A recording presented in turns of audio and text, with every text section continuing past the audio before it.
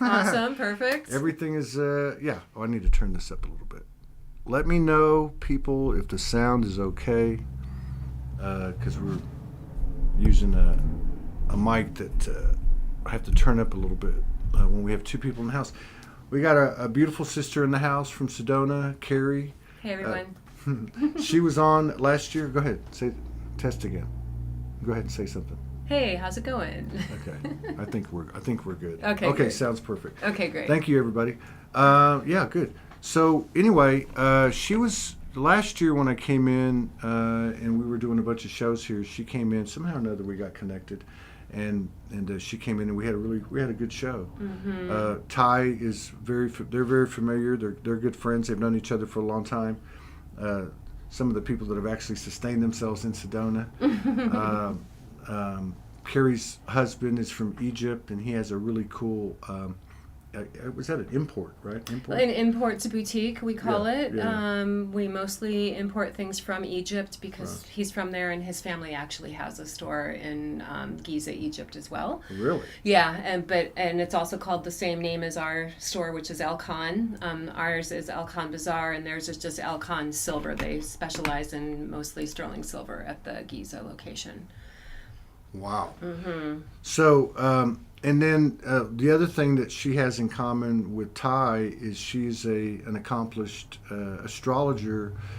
I don't know a lot about astrology, but I can, based on, like when we did the show and then also listening to Ty, there's certain things that I can pick up from y'all that I don't pick up from a lot of, when I've run into other astrologers. It just seems like your stuff goes a little bit deeper. Like y'all can spit this stuff out, like real time, like what's going on today or whatever the case is. And so we just did a daily broadcast, like I'm trying to do every morning. And one of the people that was watching said, "Can you do a show on astrology, real time intel, like with what's happening now?" And I know I hear this from Ty every day, and it's a lot for me. He'll say, "Well, that's because it's 28 degrees this and that's happening." Right. I'm like, what the hell does that mean? Yeah. But yeah. So I don't know if you wanted to talk about something else a little bit. We can talk a little bit about what you do, and toward the end of the show, and how people get in touch with you and that type of thing. Sure. Yeah. What you do here, what your husband does here. Mm-hmm. But yeah, I mean, how because a lot of people, they think of astrology.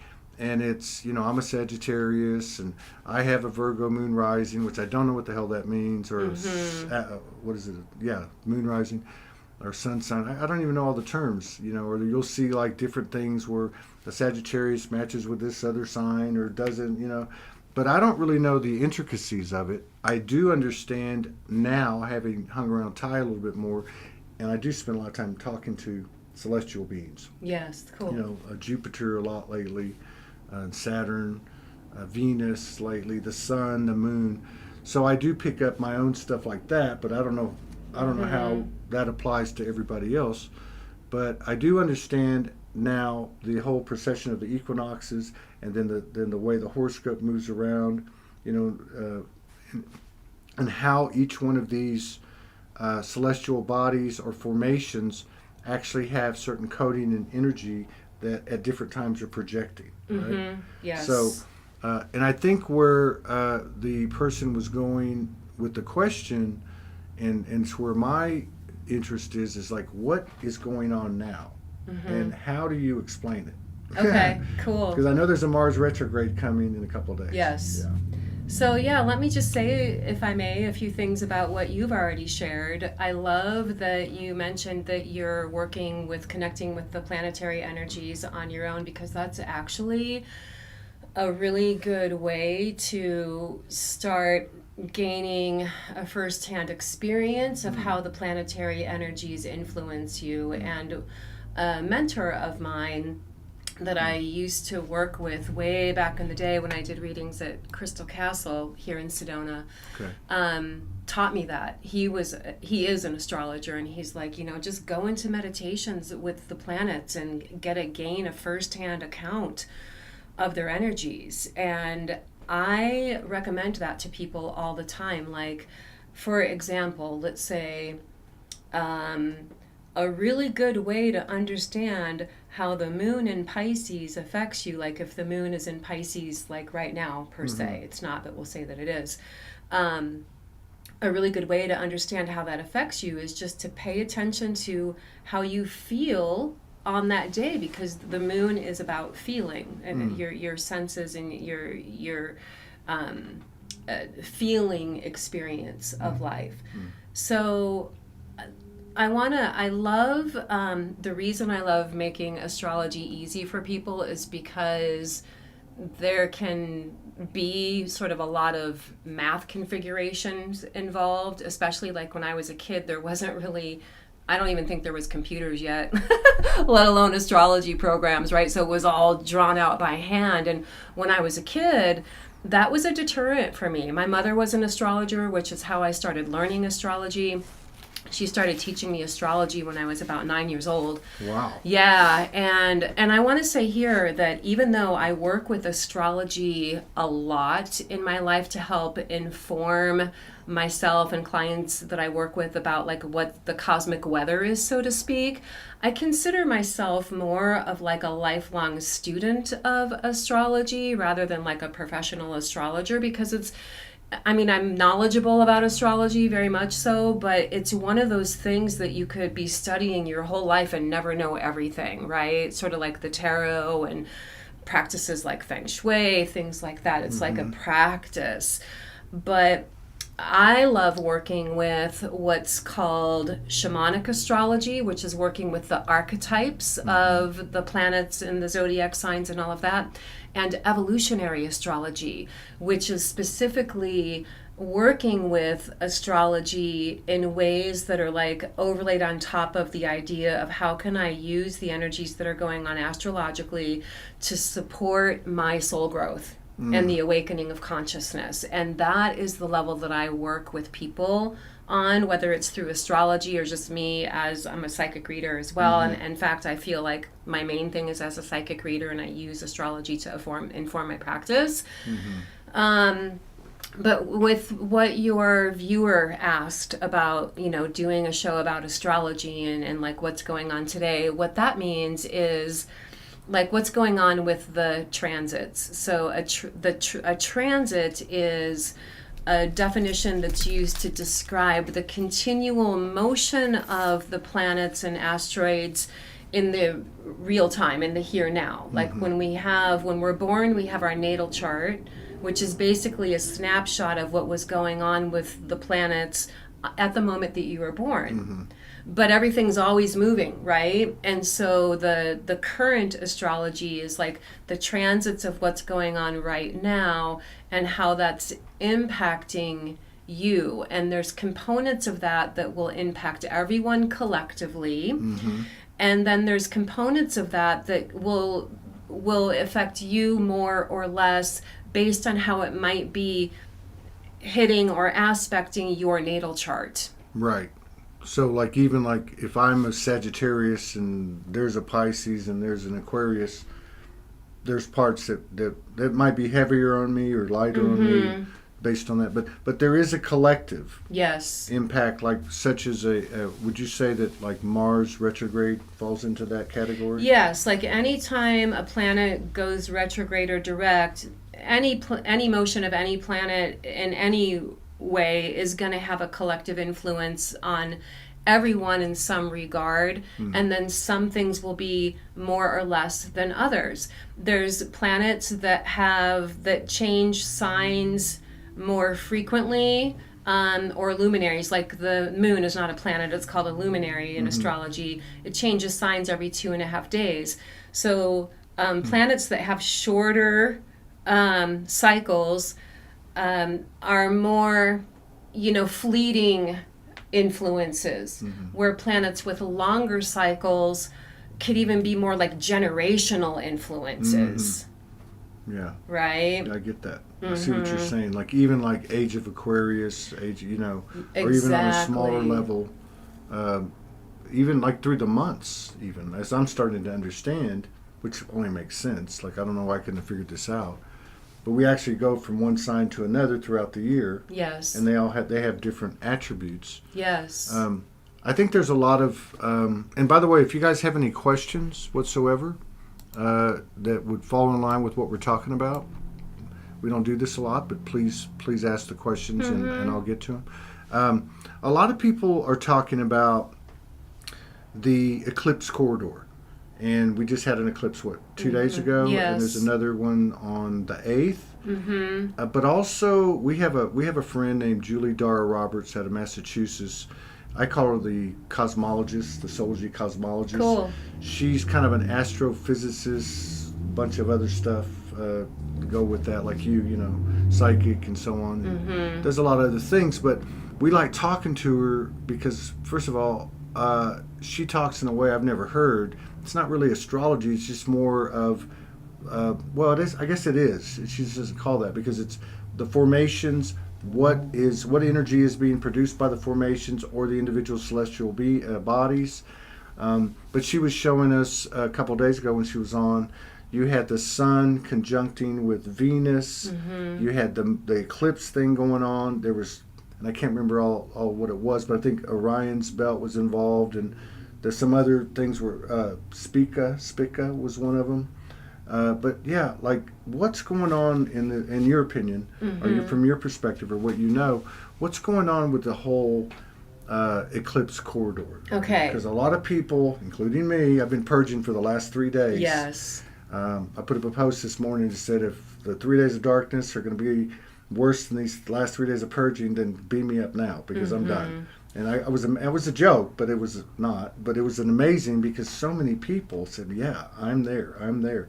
So is that associated with this eclipse? Yeah, let's dig into that. That's a good place to start because that's what we have going on right now, right? And this is why I love working with astrology in this way, because being aware of the energies that are happening enables all of us to work through it more consciously. Okay. Right? So if I can be aware of, oh, I'm feeling this way, or this is being awakened or activated or triggered within me, partially influenced by this cosmic energy, then okay, now I can, maybe not take it so personal or not feel so triggery around it and just move through it consciously. So yeah, for one, we, just had the solar eclipse, which I'm going to talk about in a moment, and then we have a lunar eclipse happening sort of intertwined with the fact that we are moved into Scorpio season right now. Okay. Right? So as you said, the sun moves into a different sign every month. So you've got the 12 signs, and each of those signs brings a theme for that particular period of time, which is roughly a month. And so right now the sun just moved into Scorpio while we had the eclipse. Same day. Sun moves into Scorpio, Venus in Scorpio, the moon was in Scorpio, and we're in Scorpio season until the end of November. And so I want to talk about that because it's connected to the sort of overarching theme of this eclipse is about it's transformation. But I feel it in the way of transformation in ways that are releasing, letting go, purging, as what you said. Whatever we have in our awareness that we need to bring to completion, release, let go, that's specifically been somehow hindering us, holding us back from embodying our highest timeline, so to speak, like in regard to collective awakening that's happening. What are we awakening into? We're awakening into a desire to shift into our full potential, basically. And this Scorpio season is all about themes of metaphoric death, regeneration, and rebirth. And this solar eclipse that we just had 2 days ago is a south node solar eclipse. Now, the nodes of the moon are mathematical points in space that have to do with how the sun, the moon, and the earth relate to each other. Okay, so there's a north node and a south node. The south node, which is what this eclipse was in the vicinity of, has to do with the soul gifts that we brought into this life with us. It's our comfort zone, it's our sweet spot, it's where we feel good, but it also can be connected to our past karma. And so this solar eclipse, we want to think of the eclipses have to do with the luminaries in astrology, the sun and the moon, the sources of light. Okay. And so that's why they serve to illuminate or bring to our awareness things that have been hanging out in our unconscious mind or even our shadow selves. So this particular solar eclipse aligned with Scorpio season is illuminating our awareness as to, you know, what's been unconsciously limiting or maybe sabotaging us. And then as we come into the the full moon lunar eclipse will be on the north node, which is where the embodiment comes in. So this next, we'll say 2 weeks, right, from the new moon to the full moon is all about awarenesses around what am I ready to clear away, what am I complete with, and how do I want to shift forward. And then this lunar eclipse we have on the full moon brings in that energy of embodying things that have to do with our highest timeline, because the north node represents that. The north node of the moon represents our metaphoric north star. It's what our soul naturally gravitates for and seeks and wants to experience, explore, embody, and fully activate in this life. So it's a really amazing time, I feel. And when we're working on the archetypes, here's another thing that I'm going to throw out there that is connected. Each planet and zodiac sign relates to the different chakras. So the influences at play with this solar eclipse are connected to root chakra and the second chakra. With Venus being involved, Taurus being involved. When we get to the full moon eclipse, it's going to be in Taurus, so that's involved. The Scorpio energy, all of that is the lower 2 chakras. So we have the themes of embodiment, lower chakra, in alignment with, you know, what my creative inspiration is, which is second chakra. And I invite people to feel into, like, for me personally, I feel more dropped into my lower chakras. I feel centered, I feel grounded, I feel inspired. And so this goes back to what we were talking about earlier about a really good way to learn astrology is to have that firsthand experience of learning about what's going on and, like, how do I feel this in my body, in my awareness, my mind, my emotions. And so for those of you who are, you know, watching this, feel into how do I feel in my lower chakras. Me, I feel dropped in and awesome. But it could also be, if this is where you have things to purge, that, you know, looking in these directions for, you know, root chakra, second chakra related healing practices as well, if that makes sense. Yeah, that makes sense. And actually that explanation makes a lot of sense, because to me, you said going into the first one, it's all about becoming aware of what you're not conscious of.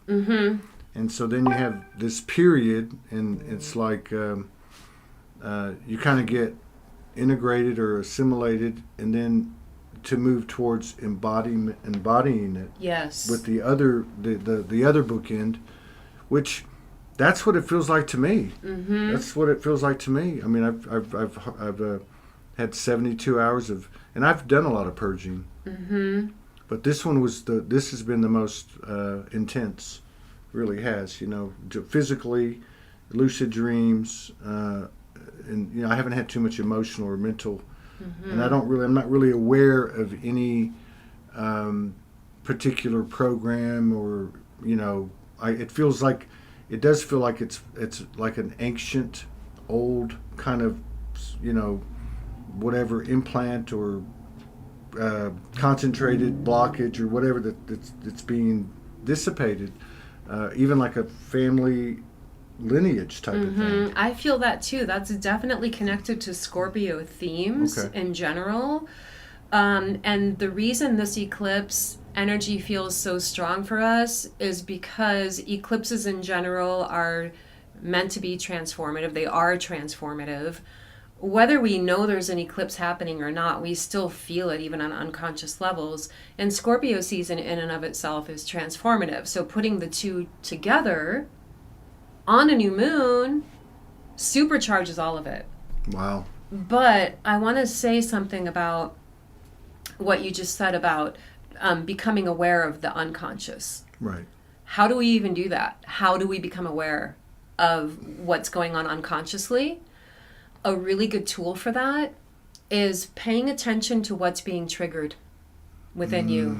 Because our triggers show us, you know, where we could be unhealed, unintegrated wounds, or parts of our unconscious psyche that are wanting to be brought to awareness. Like those triggers show us basically where we can apply our soul growth, and that basically is taking what the unconscious is and bringing it into the conscious, because triggers are unconscious reactions to things.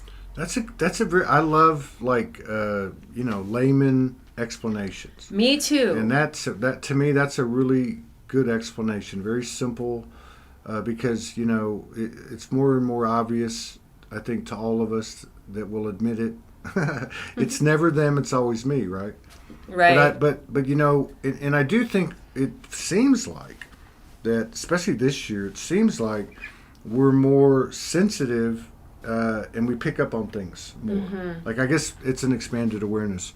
That's very true. Yeah. And while we're in Scorpio season here, Scorpio is a water sign, and the water signs of the zodiac are the ones that have a propensity for intuition on a sensing feeling level. And so we are all going to feel perhaps a little more triggery because of that. Yeah, it's been a triggery season. It has been. I've been triggered to death. I don't know if you want to go into this now or not, but I have a quick and easy practice that I learned from a spiritual teacher who I highly respect, Sherry Rosenthal. And you know Sherry? So No, but let's do it. Okay, yeah. So it's quick, it's easy. I use it all the time in my own life and with clients to help to bring the unconscious to the conscious awareness and have healing around that. When you feel a trigger, you simply notice, oh, the wounded part of me is being triggered right now, or the fearful part of me, or the anxious part of me. I like to define it as that rather than saying I am being triggered.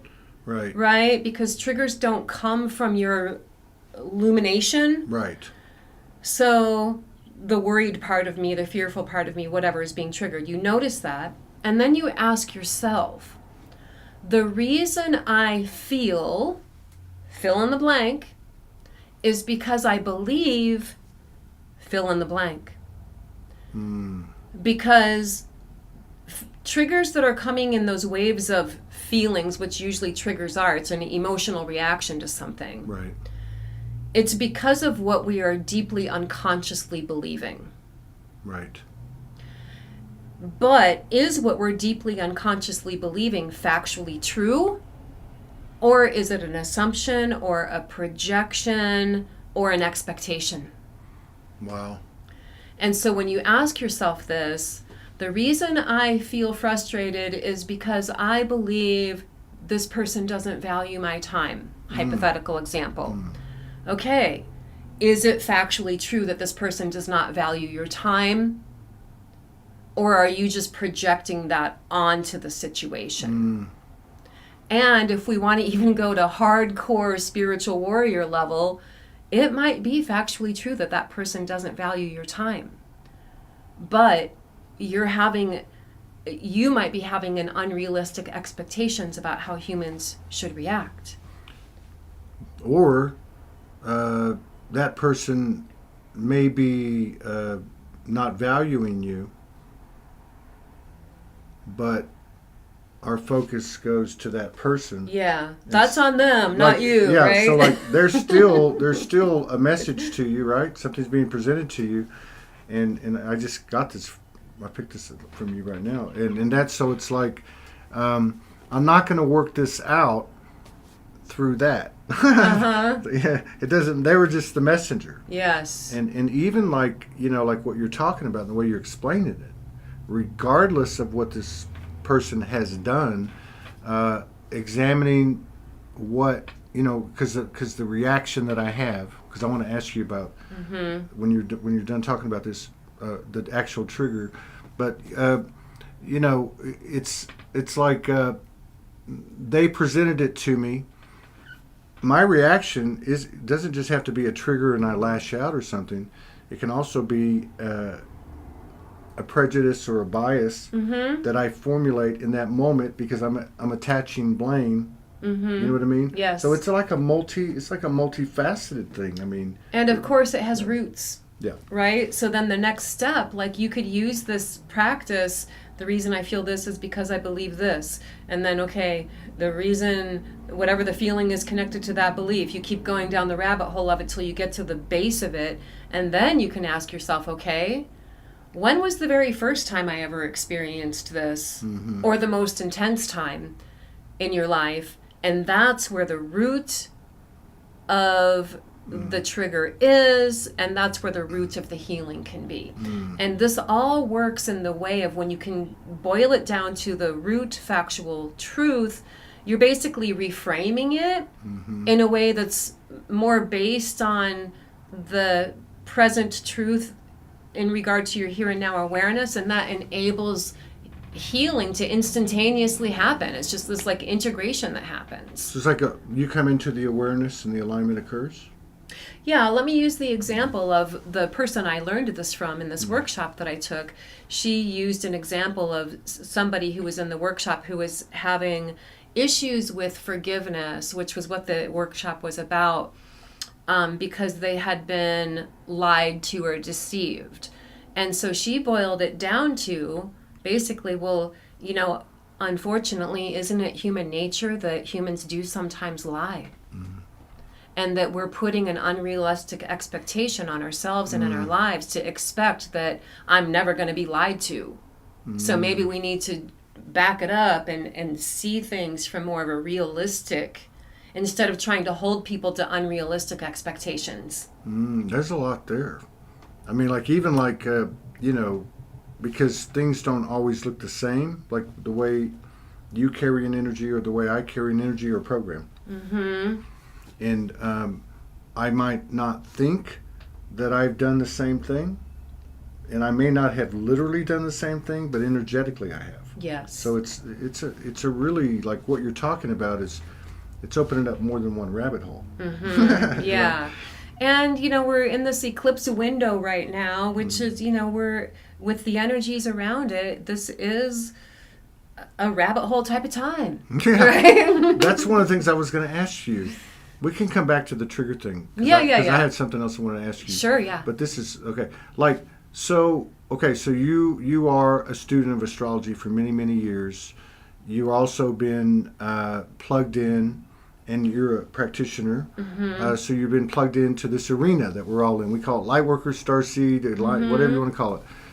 So there's kind of a momentum and a trajectory. There's a lot of different narratives. There's different, different predictions, you could say. I mean, we were supposed to have a solar flash in 2019, then 20, then 20. But my point is like overall, and I'm not an astrologer, but it feels to me like this eclipse period and the one last year, especially this one, is falling right in line with what we call ascension or stepping into the golden age.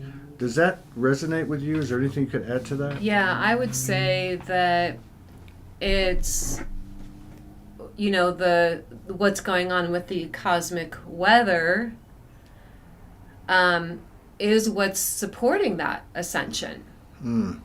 Right? Like, there's been, the art of astrology goes way, way back in time, right? And so there's, what I want to say, we're able to look at the astrology again to gain a glimpse of the energetic trends and how they might impact us. And in the big picture, right, we're all, moving into the age of Aquarius, which is all about the greater good of humankind. It's humanitarian, it's about the collective, it's about the future, and holding space for highest and best in that way. Now, one thing that I'll say here is, okay, so Jupiter, which has already been retrograde, is retrograding during this eclipse time back into Pisces from Aries. And so the way I'm viewing this, if we understand the archetypal energies, Jupiter brings an energy of growth, expansion, good fortune. It grows and expands anything it touches. Right now it's touching Pisces. Really? Yes.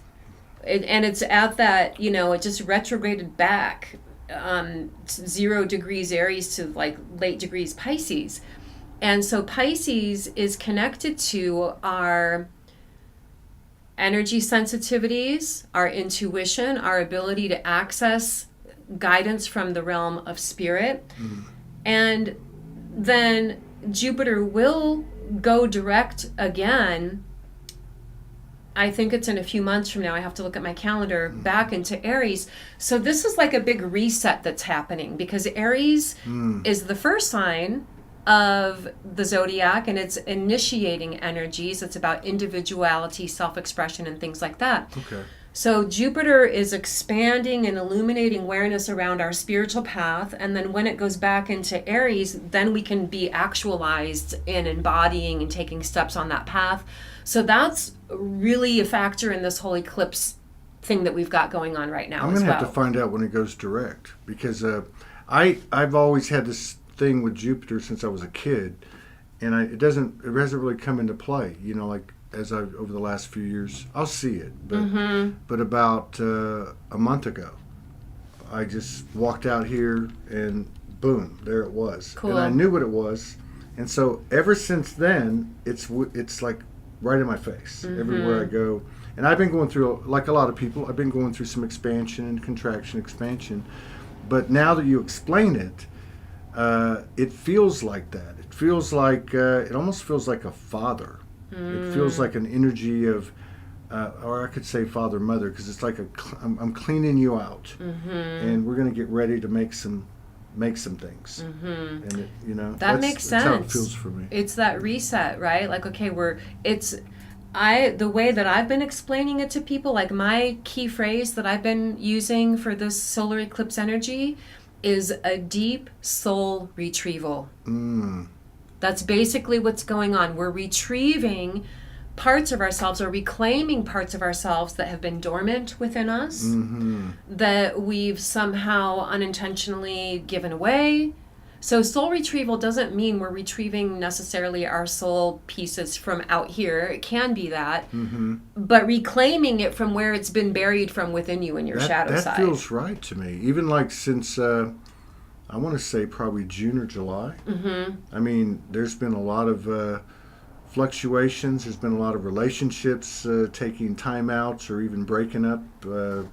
That's big themes right now because of Venus going on. Well, and it seems like it falls in line with that whole reset. Yes. And cleansing. Like I've known, I don't know, maybe. Well, I've known, like for instance, a couple that I'm friendly with that I've known for a long time, and they went like that.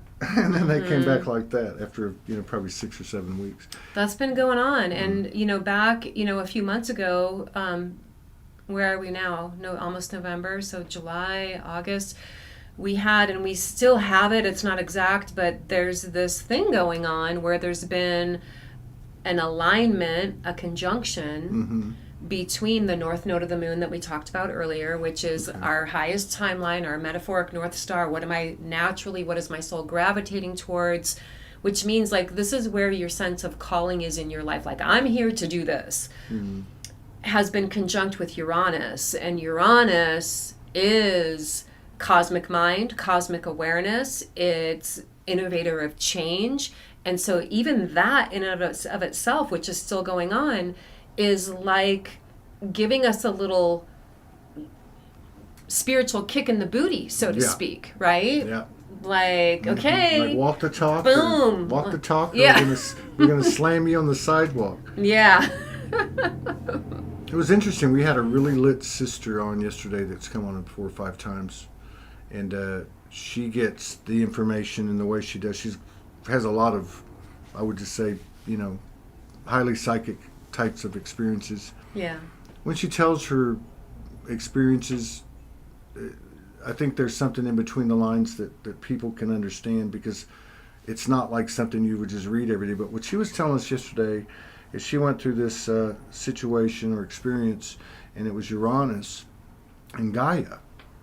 And like, and again, metaphoric, but not, because it's a multi, and how they had, they were like the mother father. And even looking into it, like in Greek mythology, that's how it works, right?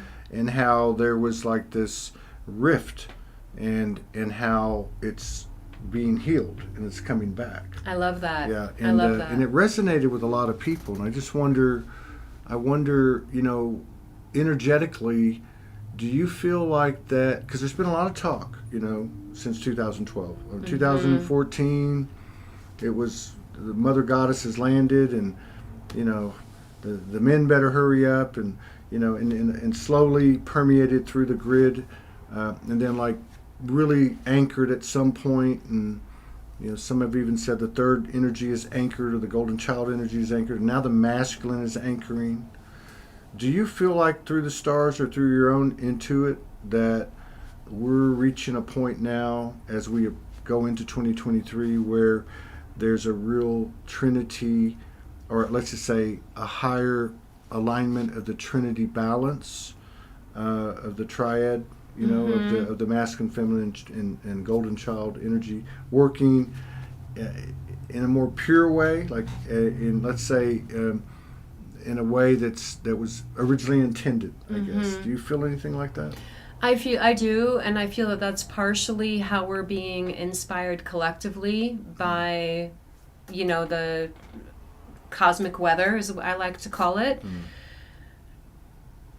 But I also feel it's because it's what humans want. Yes. And humans are reaching for that. I feel, if we talk about the idea of the critical mass, right, where you never know, where it's just going to take one more person getting on board with awakening for that to be the predominant energy. And it is true that as people are awakening, there are, dark forces that want to oppose that. But I feel that there's more of a momentum around people who are holding space for light in the world. And that's why it's coming. Yes. And I have a quick true story that I can share that sort of demonstrates that, because you brought up the 2012 thing. We have this sort of secret place you can go in Sedona that's up past, if you've ever heard of or been to where the birthing cave is. I've seen the picture. Yeah, out off Long Canyon. Well, there's the secret spot that you can go to. It's not a marked trail. It's like locals know about it. And you go up past the birthing cave to the top of this ridge. And there is like old Indian ruins up there. And it's a very magical spot. Really? Yeah. And so I knew when I knew the 2012, 1221, whatever it was coming, I was like, I'm going to go there that day and just meditate and, take in the energy. But I also there was a part of me that was like, if anything's going to happen, I'm going to go there and be like, beam me up, man. So I went there, and every time I go there, I never see anyone up there, ever. Really? I went up there that day, there was like 30, 40 people up there who all had the same idea. Wow. It's You know? It's like Close Encounters of the Third Kind, right? The movie where everybody shows up. And we didn't get beamed up. But here's another... Well, you don't know. Yeah, so maybe we did. Don't know. Here's another... I don't want to call it a prediction because I don't do like superficial prediction type stuff. But my deep psychic sense is that I'll be surprised if it takes another 10 years at the most. Yeah. But within the next 10 years, it's going to be undeniable that we have connection with extraterrestrial and intelligences from other realms. Yeah. I've never put it that way, but I would say, and I think there'll be a lot of other things that will be very obvious much sooner than that, I think. And I feel with it that it's going to be like, because of that, and this is why I'm mentioning it, because it goes back to this, Trinity balance thing that you're talking about. We're going to start seeing ourselves on this earth as being a part of a galactic community. Right. Not just here we are out in the boonies in the cosmos by ourselves. We're going to have opportunity like, okay, this is what we can contribute to the greater collective good on that cosmic level. It's like our borders are expanding. Yes, I feel that. Yeah. Does anybody else out there feel that? Like, I don't know. Like, I feel that. It's interesting, okay, because there's that galactic part of it. Then there's us, who didn't know. Like the ETs say, they're the ones who forgot they were gods, right? Yeah. And so I kind of see the galactic as facilitators that can't interfere, that can talk, and we all have relationships with that, all right? Yeah. And then you have us, and like going back to my friend's story or her experience, which obviously she was witnessing / anchoring / whatever. She was actually in the form of, basically the golden child, the child, and mediating this rift that had trickled down through everything. So in other words, as the parents, anything they produced because of the rift here created distortion all the way down. Part of her understanding was that once this came together, all of that would be clear, just like we clear a past timeline. And it has, okay. So it was interesting to me, I don't know how I asked her the question, but I said, it sounds like you were representing the child, the human.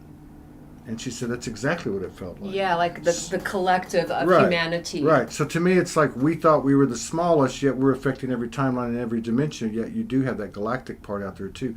I don't know. I think this part, the earth part, the anchoring part, is what we might, and a lot of people think that we've already just more recently just gone past the tipping point there. And we just haven't seen it, as things take a little bit longer in the linear timeline. I agree. When the tipping point, that critical mass thing. Yeah. Right? Yeah. And for us, all of us, I feel like the best thing we can do is to use our diligence and our self-dedication to remain in that vibration and not get tricked into the lower vibration that feels more like worry, fear, concern. Yeah. Okay, there's also war going on and things like that, but it's us staying in our own little bubble of radiance, right? Yeah. That's gonna keep supporting that Yeah. awakening. Absolutely. Like the best thing we can do is take care of ourselves and do what we need to do. Right. And, I'm, famous for, I tell people I'm just in my own little bubble. Everything's good. And, some people might see that as being unrealistic or checking out. I'm like, no, I'm genuinely following my guidance. And this is what my guidance is telling me to do. Right. Yeah, I got that in a really loud way 1st of July. And I was called over here. And I had a festival going on in Arkansas. Oh, my gosh. Yeah, but it was really strong. And that's why... and that's, okay, who was it here? It was I can't really recall when Jupiter came in, but it may have even gone back to while I was here. I left in the first part of August. Was that last year or No, that was this year? Okay. This year, yeah. Now, the interesting thing is at different points in my life, certain things would show up, right? Like Sirius. Now, recently, I would say in the last couple of weeks, but really kind of amped up in the last 4 or 5 days, or nights, I guess, has been Pleiades, Aldebaran, Taurus, the Eye of Taurus, Pleiades, Arcturus, and Orion. Like, I look at it, because when this happens, I go, okay, well, why do I keep seeing this? And I don't quite know, but I still sit with it, and spend time with it, because I feel like I'm exchanging something, and I feel like I'm getting something. Well, when you're talking about the Eye of Taurus, that's just bringing me to the North Node thing, because the North Node is in Taurus right now, and our lunar eclipse that we have in 2 weeks is in Taurus. And so that might be a part of why you're having that personal experience of... Well, the Aldebaran thing has been happening, and it was one of those things that, like maybe 4 years ago, just popped in. Okay. And I never heard of Aldebaran. Okay. I didn't know what it was. And then I started to look it up, and then it started to feel resonant. But to me, and this could just be my ascending line, or whatever you want to call it, my experience, as we go into the end of the year, Jupiter's been really strong. Pleiades, the Aldebaran thing. Orion always seems to have something going on too. I can't really pinpoint all that. But my birthday is December the 9th, right? Okay. And I was born on a Friday. And when I was 12 years old, I had a birthday party, like with 6th graders, and in the garage. And I remember getting the understanding, I guess we would call it a download. Anytime your birthday occurs on a Friday, it's a power period, right? Okay. So I'm watching all this happen. My personal guidance has been, since I got back to Sedona about a month ago, you take baby steps. Take baby steps, walk gingerly, just kind of like take it easy, and then in December it's going to start popping off. So I see all these things, and I'm not an astrologer, but I see the birthday weekend thing, Jupiter. Of course, it's Sagittarius. I'm a Sagittarius, obviously. In that month, it's always been a power month. I don't know. And I don't know how it goes for everybody else, but it sure feels like there's some kind of surge beginning to occur. Like maybe it's not going to be December. Maybe it's going to be February, March or something. I know Mars retrograde ends, end of February, something like that. And as we're coming into 2023, for as dynamic of astrology that we've had going on this year, it's going to continue to be dynamic. The other thing that I want to say is, for all of us, our birthdays in astrology, it's called your solar return. It's like your personal new year, right? So it's like your time of renewal. Okay. But if you're feeling these Jupiter connections and everything else, it sounds to me that you're intuitively already getting your own downloads, that you are coming into another wave of expansion, which can be internally, but then that, of course, is going to manifest externally as well. Yeah, it feels like that. Our friend Joe Delaney had a couple of questions. Okay. He had one a while back, and he asked, is the natal chart snapshot, why is it the time of birth and not the time of conception? I guess I would add to the question, is there any significance to the time of conception? Okay. Yeah, so I love that question. The reason that it's based on the time of birth is because that's when you're coming out into this earth.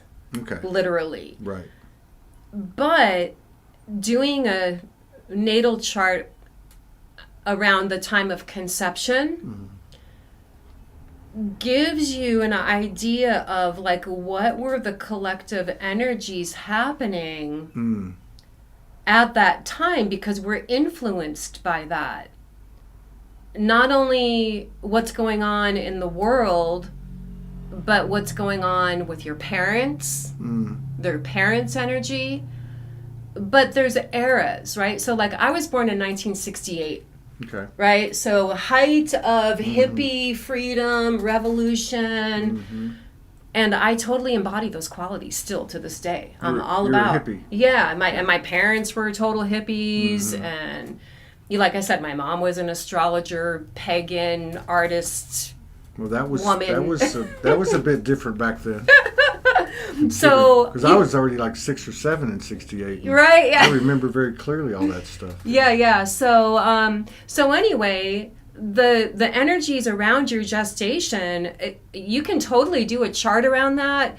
But it's going to be difficult for people to know the exact time of gestation. But you could be like, work backwards in time from your birthday to getting a rough idea of the time of conception, or if you can talk to your parents about that, you might even be able to get an exact day, right? And then doing a chart about that will give you an idea of sort of the soul inspiration behind your birth, the window of what opened up for you, of like, I want to be born now. Right. Or at least my soul, because your soul aligns with your little baby body in your mama's womb at some period before you come out. We don't know the exact time, but True. And why wouldn't a fetus evolving fetus be any different than us, where you can have walk-ins? Yeah, totally. You can have twin souls. There's a lot of things that could happen. But yeah, it was an interesting question. Another question I have is, you hear about the constellations a lot. Obviously, the horoscope constellations. Yes. And then you'll see like Orion, that type of thing. But when it comes to, because you'd mentioned the galactics and how you feel that will become obvious to everybody, and I agree with you. How that looks, I don't know, but when I look at Andromeda, and I realize that's a galaxy, right? But Arcturus, Sirius, Pleiades, but and you can name a few others. You're more adept at this than me. I don't hear a lot of that referenced when I see horoscopes or I read astrology. Right. Yeah. Why is that? I know, because to me, like our basic horoscope that you're going to read in the newspaper is, based on whatever might be affecting that particular sun sign, or if you're rising sign. Like, so if you're reading Capricorn horoscope, it's going to be if your sun is in Capricorn or your rising sign is in Capricorn, or even if you have like a lot of planets in Capricorn, it would affect you. But it's more based on what's called mundane astrology, which is like the predictive, this is the mood of the day, this is the tendency of the day, based on those a lot of them are based on the shorter term transits that we talked about, rather than the bigger cycles. Right. But when we talk about things like Sirius and the Pleiades and all of that, I wish there was more information about that, because those are the things that are more connected to our soul evolution. That's what I was wondering. That's what I was wondering. Like, because so many of us get intel, or we have connection to these different. And I was just wondering, like, not so much with the traditional astrology in the newspaper and all that, but I mean, like, as an astrologer, is that information part of it? I mean, do they have heavy influences on it? Like, a couple of people have said right now that they feel like these eclipses are somehow connected to Sirius and Lyra. Yeah, so Sirius, well, let me answer your question about, for me personally, I don't pay as much attention to those shorter term transits that are happening, like, this is going to affect us for 2 days or 1 day. Right. I don't really factor those in as much as like the deeper, longer term things. So with Sirius, just like Uranus is considered cosmic mind, Sirius is considered to be our spiritual sun. Like we have this, our sun in the sky, right? But Sirius is where we get our cosmic radiance, life force energy. And Sirius is very connected. And I know this only because of spending a lot of time in Egypt and researching this. You've probably heard of like the Lion's Gate thing, yeah, of course, right? Yeah. So that's when the star Sirius literally aligns with the pyramids. Yeah. And anyway, there's deep connections to not only ancient Egypt, but all ancient cultures. So that happens while the sun is in Leo. That whole time is the time where we're being really influenced by the energy of Sirius. But it's an energy of, you know, in yoga terms, you might want to say Shaktipat, where you're being kind of blasted with potent little upgrade energies, right? Right. But that's not going to be the only time of year where Sirius is going to come into play. Right. And I really do value, and I myself believe in the significance in us just being able to have our direct personal connections with the different planets, the different celestial bodies, and all of that as well. And so if you're feeling, I feel that this is connected to this for me, trust it and go into meditations with it. Learn more about it. Read about it online, because if you're feeling it, there's a reason for it for you. It's like happening synchronistically for you, for information that's going to help you specifically. That's great advice. Do you think your husband would come on with us too? He would love that. Oh, okay, yes. Perfect. Yeah. Well, yeah, because he would totally love that. I used to get out and do stuff outside the studio, but since I've had this equipment, it's not been as easy. But I can always do it with the phone, and this is my microphone. Yeah, you could do like a video chat or whatever. Well, I mean, like to go to y'all's shop and walk around, look at some of the stuff that he has. And actually talk to him and talk to y'all together, that type of thing, since you're close by. Is that cool? He would totally love that. Cool. So I just want to, because we're in Sedona and a lot of people come to Sedona in the community, I just wanted to and I know you're about to move your office and everything, but I was just wondering, you know, if you wanted to just talk about, you know, where you're going to be located and what you do. Okay. So if anybody comes, you know, they can look you up. Thank you. Thank you so much. So the name of my new healing center, which I'm actually calling it a transformation center, is called Earth Wisdom Healing Arts Center for Shamanic Energy Medicine, Personal Growth, and Transformation. So my primary thing that I do is I'm a psychic reader. I use my psychic senses to guide people in deeply transformative ways. We work on deep soul levels of what's my true soul calling. What do I need to heal? What do I need to clear? I do all kinds of shamanic healing modalities, soul retrievals, breath work. I'm also a yoga teacher, and so a lot of what I offer is connected to yoga philosophy in the realm of teaching intuitive development, things regarding spiritual growth in general. I do sound healing.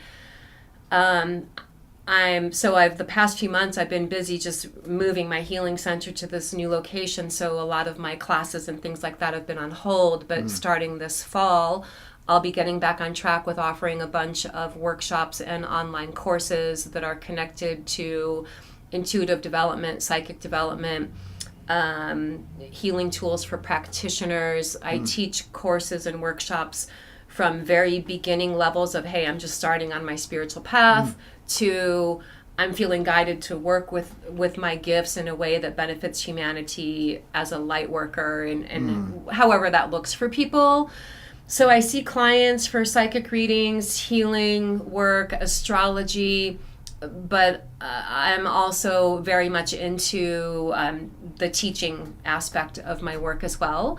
My website right now is holistickpsychic.com. I'm in the midst of creating a new website for the Healing Center, but right now people can reach me through holistickpsychic.com. My Facebook page is also at holisticpsychic.com. My Instagram is carriekonyha.com. Or just Carrie Konyha, sorry. Yeah.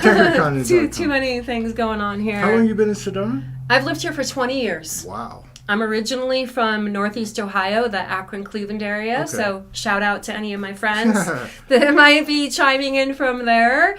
Right.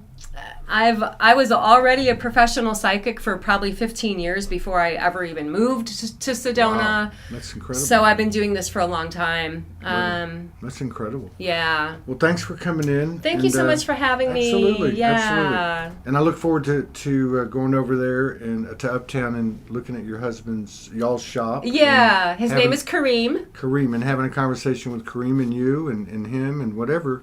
And get out there and mix it up a little bit. Sounds good. We're going to be back in just a few minutes with Astra De Leon. And we appreciate it, you coming in, and thank you again. Thank you, Todd. Thanks, guys. We'll see you later. Bye. Peace out Bye. for now.